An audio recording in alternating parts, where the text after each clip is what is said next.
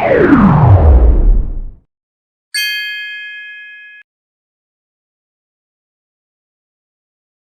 jadi terima kasih teman-teman wartawan karena udah mau menunggu dari pagi. Setia ya. Setia banget di depan.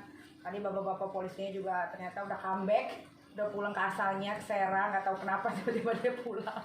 Gue juga bingung. Tapi ya mungkin dia lelah. Apalagi? Ya nggak mau banyak komentar sih, kan kalian juga sudah menyaksikan dari jam 3 pagi Nikita telepon saya, dan kalian yang sudah datang tahu masalahnya apa. Nikita udah sempat bicara juga kan di sosial medianya.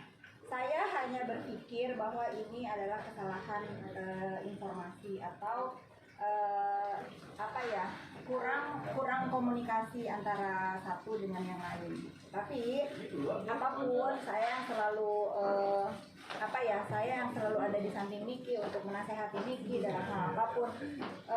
Saya hanya mengatakan hari ini saya sangat prihatin dengan apa yang Niki terima, perlakuan yang Niki terima hari ini. Saya hanya prihatin. Mudah-mudahan ini tidak terjadi lagi, karena ini bukan masalah besar. Kita semua, seluruh Indonesia sudah tahu di mana kita sudah mempunyai sosial media. Kita jangan baper gitu nggak? Kita jangan baper, apalagi laporannya kalau nggak salah kan tentang undang-undang ITE.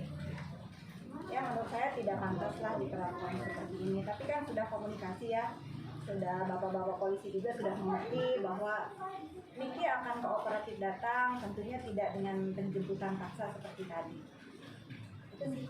Tapi kaget gak Ki ketika lu malam-malam di Kaget karena datangnya jam 3. Jadi yang ngebuka itu Yati, membantu yang satu lagi. Terus Yati bilang dia dipaksa, terus dia didorong, pintu dibuka paksa gitu. Terus karena yang di rumah nggak berani bangunin, emang nggak ada yang berani bangunin kalau lagi istirahat kan. Ini bangunin adek Lintang. Terus Lintang ke bawah, Lintang malah dimarah-marahin sama bapak-bapak polisi, ada juga poluannya gitu kan. Akhirnya karena Lintang nggak bisa handle, Lintang bangunin saya gitu. Saya pikir ketinggalan pesawat, karena hari ini kan langsung ke Semarang nih, ya kan, pesawat jam 8. Itu udah kayak kebakaran set jenggot kan. Wah, telat nih gitu. Ternyata enggak, si Teti bilang, "Madam, di bawah banyak polisi," katanya gitu kan. Udah kan ada CCTV kan, akhirnya ngeliat CCTV, lihat juga di handphone, iya banyak banget gitu kan. Terus akhirnya ya mau nggak mau harus turun kan, kalau diem aja kan juga nggak enak gitu. Turun baik-baik, nanya gitu. Pas buka pintu, itu udah kamera semua handphone, udah pada ngerekam gitu kan. Asa kan makin bingung gitu. Ini apa maksudnya? Saya dapat surat penahanan apa penangkapan gitu, paksa lah. Kenapa gitu kan? Ya udah terima surat panggilan, sudah gitu kan. Tapi maksudnya surat panggilan ini pun menurut Niki yang sering dilaporin polisi ya, ini tidak wajar. Karena dalam 1 minggu surat laporan polisi itu panggilan polisi itu datang tuh 12 kali gitu. 12 kali dalam 1 bulan. Ini kan dilaporin tanggal 16 Mei. Dilaporin tanggal 16 Mei. Ini cepet nih. Siapa? Sama Dito Mahendra. Kalian tahu lah, ya kan? Sama Dito Mahendra dilaporin tanggal 16 Mei. Kalau prosedurnya nggak bisa dong kucuk-kucuk langsung dipanggil, ya kan? Udah didiemin. Pokoknya 16 Mei terus datang panggilan itu pertama tanggal 25 atau 28 panggilan pertama. Udah nih karena nggak bisa ya kan, karena lagi latihan tinju harus fokus segala macam, dan itu kan jauh di Serang. Habis itu saya nggak bisa datang. Besok bukan nunggu 2 hari ya, besok datang lagi surat panggilan. Besok datang lagi surat panggilan. Surat panggilannya gimana? Dia datanya maksa ya? Iya. Tuh, maksa kayak preman gitu. Jadi semua tuh alhamdulillahnya semua terekam di CCTV gitu. Jadi bukan sekedar ngomong doang ya. Jadi nanti takutnya dibilang, ini kita mau bacok doang. Enggak, gue berantem aja berani kan, boxing aja gue menang. Nah terus habis itu gara-gara di sini udah nggak digubris, dia pergi ke Pak Rete yang tadi nganterin surat panggilan juga. Pak Rete juga diganggu gitu. Pak Rete dikirimin Pak RT dikirimin surat panggilan juga ke sana, surat panggilannya jadi ke sana, jadi makin gak nyambung gitu. Pak RT-nya juga dapat surat panggilan untuk saya itu 3 kali. Itu kan makanya aku bilang, kenapa jadi ke Pak RT gitu kan, makin gak nyambung. Terus terakhir datang lagi surat panggilan. Ya tahu dia cara ngasihnya gimana, pokoknya ada surat panggilan. Ini terima Niki kan? Enggak terima. nggak ada tanggal, tapi di sini ada. Suruh datang tanggal 13 Juni. Lah ini kan tanggal 16 Juni, cuma beda 3 hari doang. Masih kucuk-kucuk jam 3 pagi datang surat penangkapan. Kan nggak make sense, nggak masuk akal. Gitu. Jadi apa? Praktis kan nggak wajar aja nggak datengin panggilan. Ya karena ada nggak sih polisi tiba-tiba nganter tiap hari ke rumah panggilannya, yang polisi loh yang nganter langsung dari Serang tiap hari sampai dicari rumah Pak RT. Itu kan udah nggak wajar. Pasal-pasalnya yang diterapkan juga nggak wajar. Saya nggak pernah kenal Dito, tapi Dito pasti kenal saya karena dia pernah ngirimin bunga mengatasnamakan Askara Prasadi Arsono. Kalau kalian tahu dulu yang nayangin SCTV pertama kali, kalau nggak salah itu di gosip apa gitu. Tapi karena dia minta klarifikasi saya nggak mau. Ya udah, terus habis itu rumah saya dicoret. Habis itu salon kita berdua di itu kena coret. Itu confirm ya, Itu karena confirm. karena yang melakukan sudah mengakui kalau gitu. Ya. Saudara. Terus Dea sama teman saya Diol dibuntuti, habis dibuntuti difoto dari belakang mobilnya segala macam, habis itu dikirim ke kos-kosannya. Jadi caranya tuh ada kenapa Pak?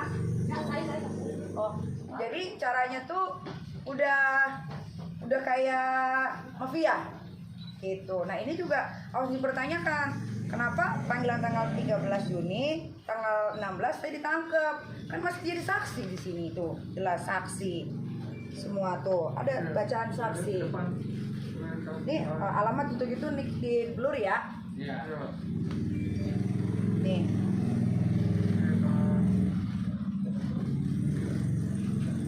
Niki Pak Abo tahu ini laporannya Undang-Undang ITE terkait mungkin ada postingan kah atau apa gitu Kak yang nggak diterima sama pihaknya gitu? Saya nggak tahu. Karena laporannya ITE aja.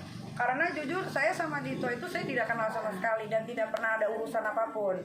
Tapi nggak tahu kenapa dia ini selalu mengganggu hidup saya. Yang paling parah itu dia pernah bawa, nggak tahu ya saya Ambon atau apa, bolak-balik ke rumah saya, masih ada videonya, tiba-tiba ngedeketin anak saya yang naik sepeda. Waktu itu pernah saya posting juga di story gitu. Jadi ini udah nggak wajar. Nah kenapa kepolisian Banten bisa melakukan ini sama saya? Apakah ada apa? Ya, pokoknya gini Apa? intinya Niki merasa ini hal yang nggak penting tapi dibesar-besarin. Karena tadi Niki sudah bilang bahwa memang betul bukan hanya Niki yang diteror atau di apa ya diancam-ancam lah gitu dengan saudara kita dari Ambon. Saya terima kasih buat teman-teman Ambon karena saya juga orang Ambon. Gitu, janganlah mau disuruh-suruh untuk meneror atau apa, karena saya juga sedih kalau misalnya teman-teman dari keluarga saya di sana dicapnya sama mereka itu kok mau gitu loh disuruh begitu-begitu. Saya terima kasih banget karena akhir-akhir ini memang sudah tidak ada lagi. Saya sangat apresiasi sekali sudah tidak ada yang neror kami, rumah Niki ataupun tempat usaha saya terima kasih sekali. Kita ini kan kabarnya udah masuk ke proses penyidikan ya. Dari kamu sendiri udah pernah nyamperin ini nggak Belum sih, sama untuk sekali. agenda klarifikasi mungkin? Belum sama sekali karena kalau kita berdasarkan main otak ya, Dito ini kan domisilinya Jakarta ya. Kok dia bisa bikin laporan di Banten, di Serang Banten? Nah, itu aja udah nggak masuk akal. Berarti kan ada, nggak tahu ya, diduga mungkin ada kedekatan antara Kapolda sama Dito Mahendranya, Kapolda Banten ya. Saya kan nggak tahu. Tapi kalau caranya kayak gini, ya pikiran kotor saya jadinya ke sana, gitu. Tapi kasus apa sih ini kalau boleh tahu? Nggak tahu katanya. Terus Pencemaran nama baik. Pencemaran nama baik.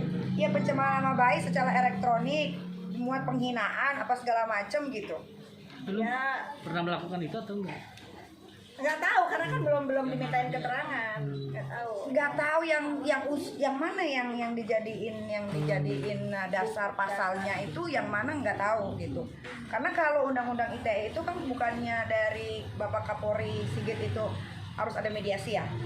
Ya kan nggak boleh dong. Masa jam 3 datang 12 orang loh. Malah mau ditangkap ya. Malah mau ditangkap, dia bilang saya udah dapat surat penangkapan secara paksa. Ada videonya. Kita polisi tadi udah kasih bantahan juga terkait Terkait tudingan lo yang masuk ke pekarangan polisi. Kan ada videonya lah. Ini masuknya kemana kalau udah sampai ke sini? Kalian masuk kemana? Saya tanya. Ini di mana? Masuk kemana? Karangan. Lah itu videonya di mana? Dia kan lagi nongol di situ. Sampai naik ke atas. Sampai naik ke situ. Ini kan sampai didobrak. Terus ada Ini pengerusakan didobrak. juga kabarnya. Ini juga dirusak nih. Oh, jendela yang itu. Ini dirusak tuh. Oh, ada pemaksaan masuk ke dalam gitu berarti. Kan ada videonya. Ada semua. Kan makanya saya bilang sama Pak polisinya, Pak jangan begitu. Di rumah saya ini setiap minggu ada CCTV, nggak percaya. Tuh CCTV. Itu CCTV. Di depan 2 CCTV. Jadi terkait bantahan itu nggak benar ya? Ya kan Bapak itu aja saya. Enggak, simpelnya gini. Kalian ada di mana ini sekarang? Iya. Kalian lihat di video Niki ada di mana? Jalan antara sini. Berarti di mana? Mana? Ya terus? Yang ditanya apa? Itu tadi ada bantahan dari bantahannya. Terus setelah itu ada polisi ada ngomong apa nih? Oh, biar jelas. Aneh, Gue sampai keringetan ya. polisi ada ngomong apa sebelum akhirnya dengan kejadian? Banyak yang kerekam ngomongnya kasar, banyak. Ya udahlah, Banyak. ginilah pokoknya intinya kita akan kooperatif apapun permasalahannya. Ini kita bukan orang yang takut atau lari dari hukum. Kan kalian sudah tahu dia di penjara aja udah 2 kali ya. Sekali. Yang pertama bukan itu main-main. Ya, itu main saya sekali. Iya. Yang aku temenin bukan. Iya, yang di Jaksa main-main. Ya, nah maksudnya apapun yang kita lakukan itu dia pasti mempertanggungjawabkan semua perbuatannya. Mudah-mudahan ini menjadi komunikasi yang lebih baik lagi antara Polres Serang dengan Nikita ke depannya. Iya.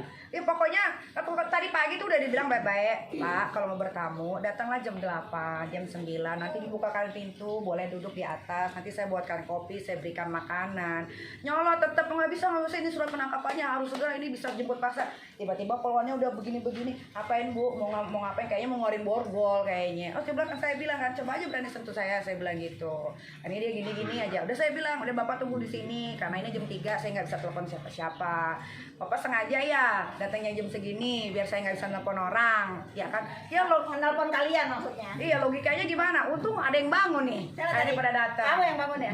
Sahal. Iya, untung pada datang. Alasannya datang jam 3 pagi apa Kak Niki? Hah? Alasan mereka datang jam 3. Nggak tahu, dia udah ditanya, ada videonya ini, nanti juga gua posting aja lah. Kenapa kok ya? Iya.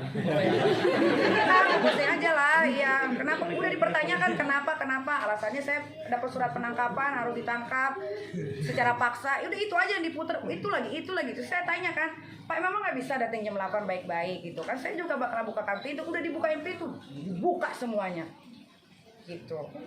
Dah. Oke. Teman-teman, terima kasih banyak ya dari aku khususnya. Terima kasih kamu yang siaga. Terima kasih. Mungkin berarti setelah ini mau datengin. Ada, gua mau syuting, gua harusnya ke Semarang ini. Tapi ada rencana nggak datang ke sana langsung? Aduh, tar dulu aja deh. Atau ketemu sama Dito langsung? Oh, gua maunya ketemu sama Dito. Wah, pengen banget. Boleh sampaikan salam ke Dito ya. Mau Sampaikan bilang apa? salam Mau bilang sama apa Dito Mahendra, pacarnya Nindya Yunda ya?